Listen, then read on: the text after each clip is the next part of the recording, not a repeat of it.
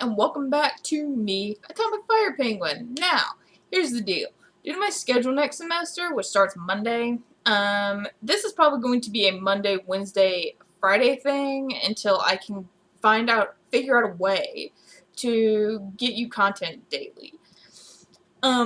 Because I just get home too late on Tuesdays and Thursdays to do it on Tuesdays and Thursdays. I hope y'all can understand that because, everyone gets busy, right? Uh, it happens. And I was going to start this over the summer, so I apologize for getting this started so late, too.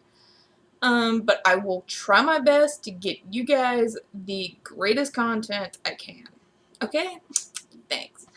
Okay, well, now, I did a little research, and by research, I scrolled down my Facebook timeline, and I came across a Mental Floss article about the 15 last survivors of famous events. I looked through it a bit, and I found it quite interesting, but I find a lot of stuff on Mental Floss interesting, and they post good stuff at times. So if you want to check out the article for yourself, I will put a link in the description for you guys to check it out. Now, to start, the first guy on the list, his name was George Hughes. He was born in Boston in 1742 and worked as a shoemaker. Nah, doesn't seem really interesting, does it? But did I mention that he was the last survivor of the Boston Tea Party? I didn't? Well, he was. Now, before his death in 1940, he was part of the group that threw tea into the harbor. He was a militia member as well as a privateer during the Revolutionary War, and the guy became a celebrity and had not one, but 2 biographies posted, and sat for a self-portrait. Now, back in the day, when you sat for a self-portrait, it took a while to complete. I learned that in art history. Yay! And he was a VIP at a fancy schmancy, artsy fartsy 4th of July celebration. Now, maybe you've heard of a little movie called 300 with, its inaccuracies and all, this is Sparta! All that crap. Okay, now, Astradamus of Sparta was the last survivor of the Battle of Thermopylae. Well, this guy got excused from the battle because of an eye infection. Now, the next thing you know, his little buddy, Eurytus, I don't know, went into the battle while Astradamus said, nah, I'm good here, and stayed. So the guy was labeled a coward and was kept alive so he could, live with his shame of being a coward. That kind of sucks. But okay, now, the next person on this list, her name was Mary Allerton Krushman. And she was born in Holland in 1616. She was brought onto the Mayflower, pregnant by her husband, and she had her 3 kids with her as well. She was the youngest of 4 kids and said sayonara to Europe and hello to America. While in the country, she got married, I'm assuming, to her husband that brought her onto the Mayflower, as well as not 1, not 15, but 50 grandkids after she got married and had 8 kids of her own. That's an insane amount of grandkids, people. 50? Yeah, I don't think so. And she died in 1699 in Plymouth, Massachusetts at the age of 83, and she was the last Mayflower survivor. I thought that was pretty interesting.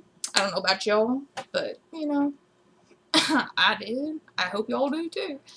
And, okay. What can I say about the last veteran of the American the American Revolutionary War. I can't talk tonight either. Well, one thing is his name was Daniel F. Bakerman, whatever. And he was a teenager when he signed up to join the military to fight. I don't know what the laws were back then, but maybe teenagers could join the military. I don't know. Now, also in 1867, he decided,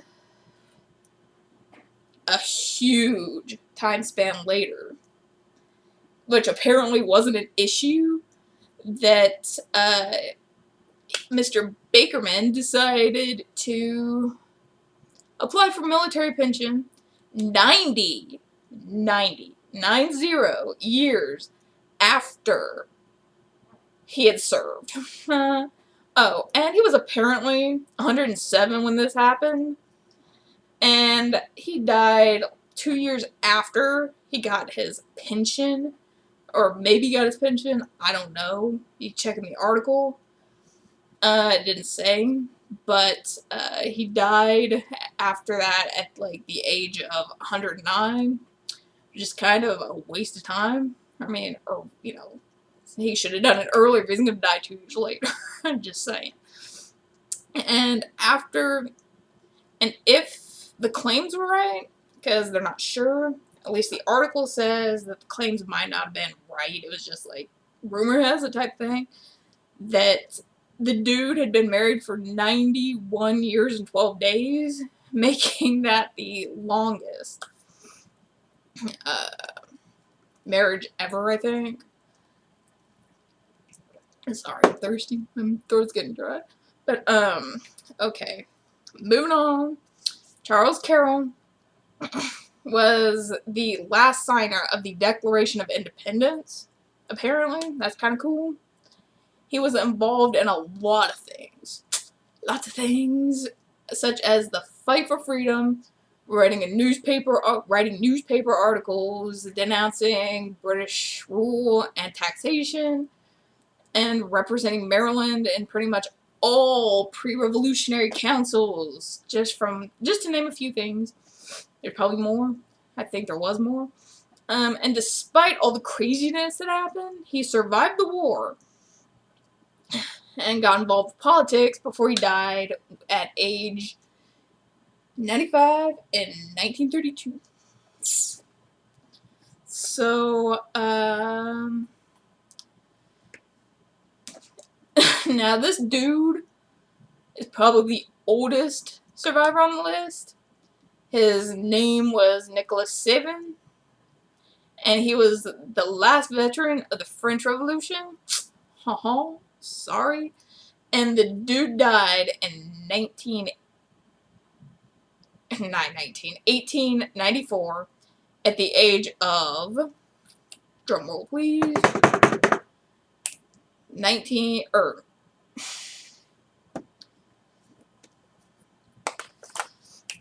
at the age of 126. Or maybe even older. Who knows? The guy served in the Napoleonic Wars and apparently was highly decorated. Excuse me.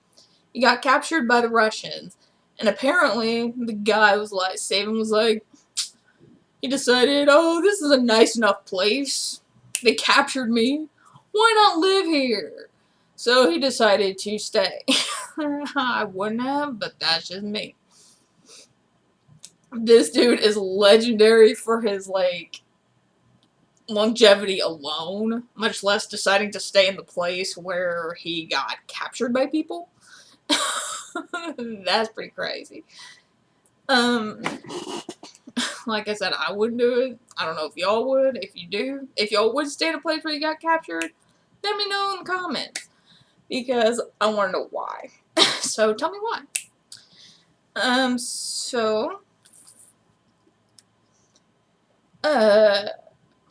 Rebecca Tikanaski Nguyen was the last survivor of the Trail of Tears. What is the Trail of Tears, you might ask? Sounds depressing. Probably was. It was when the Native American nations were forced to relocate from the homeland of their ancestors in the southern U.S. to an area west of the Mississippi River. I will add a link to this article in the description as well. That's kind of depressing, right? Well, not kind of. It's really depressing. It just gets worse from there.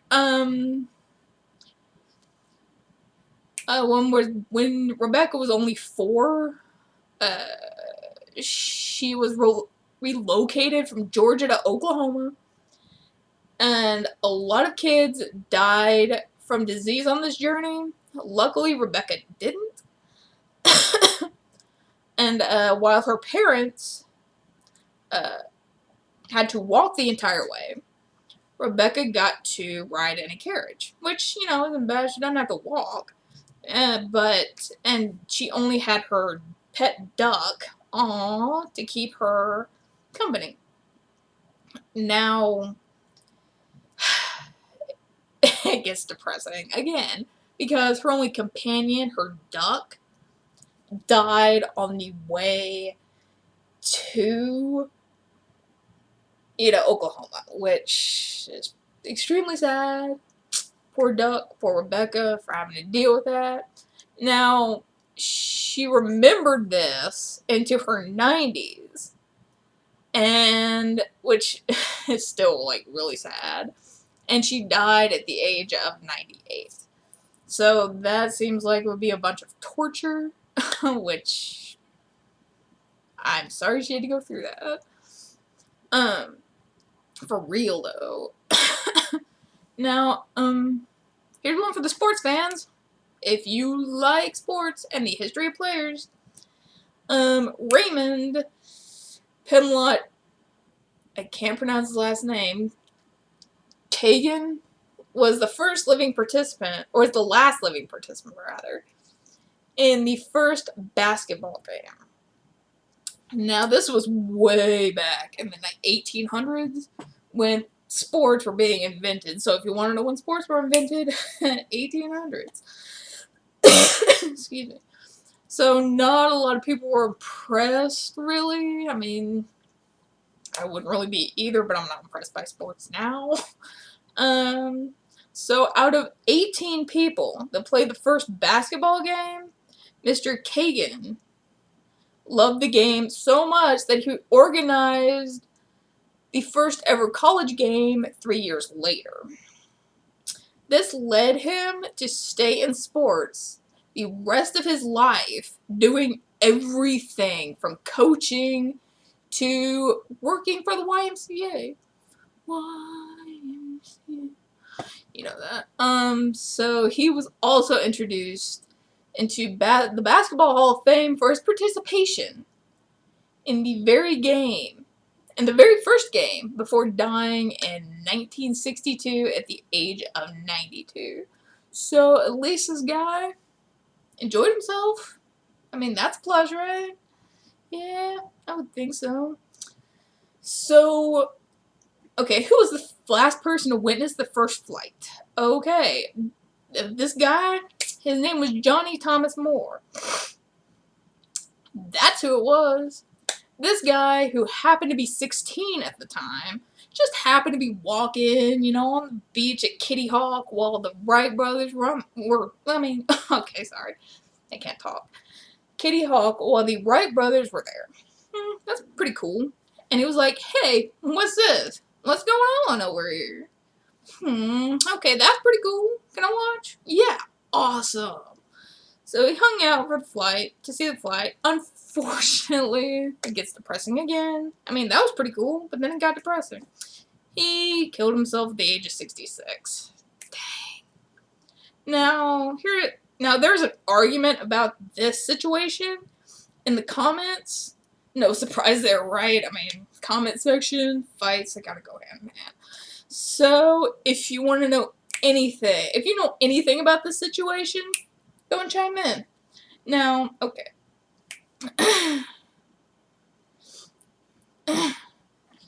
Who is Melvina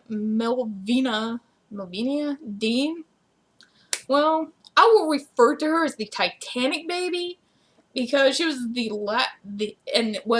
she was the last survivor of the Titanic disaster. This lady was lucky. Not only was she a female, but she was also a kid. 2 months old to be exact. Women and children first? Indeed.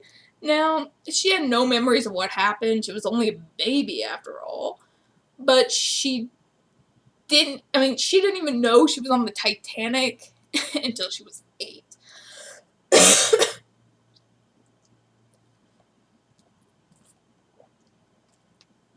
Now, this kid was 17. His name was Vaso Chubralovic, and he was recruited to assassinate the one, the only Archduke Ferdinand. That's right, that guy. And to liberate Bosnia. He never killed anyone, but he was arrested for treason, among other things, and was found guilty. And by other things, I mean, like, murder. So, since he was still a minor, he couldn't, by minor, I mean under 20, he couldn't be executed, so he spent 16 years in prison because he was found guilty of the treason and all that. So he missed the entire war because he was released in 1918. So after World War I, he became a professor. A professor? Yeah. No. He became a professor, and he got involved in politics, which didn't involve killing people. Why is this dude important? Because he was the last survivor of the conspiracy to murder this dude. Remember the Hindenburg disaster? Well, I do. Well, I mean, okay, I remember it because I heard about it on the History Channel. I wasn't actually there. I mean, how old do you think I am? Okay, don't answer that. Let me just tell you. Well, I mean, this guy named Werner Franz was, if Werner Franz were still alive, he probably would remember this, because he was the last surviving crew member of this disaster and was one of the 62 of 97 people that were on the dirigible. He was 14 and a cabin boy and got away completely unscathed. And he was lucky, considering that it was a water tank that burst that saved him, as he jumped through a hatch and ran like the wind after he got out of the hatch. Now, I know there are a few people I left off this list, but if you're interested in the entire list, go ahead and go to the Mental Floss link I'm going to leave in the description, and I've added a couple more links for The Trail of Tears and Mary Allerton Cushman, sorry.